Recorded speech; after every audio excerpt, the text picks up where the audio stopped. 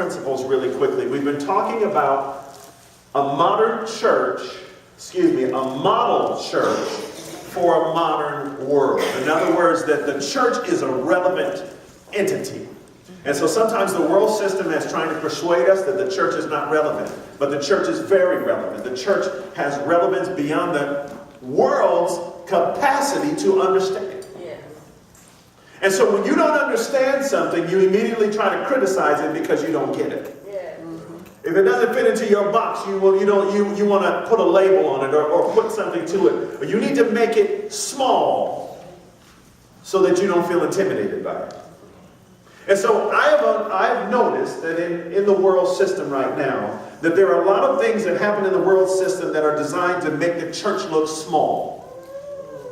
There are people who are talking about the church can't survive the next 25 years.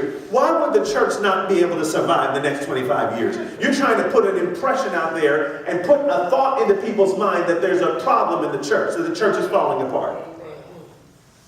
But the church is not buildings. The church is not denominations. The church is people. Right.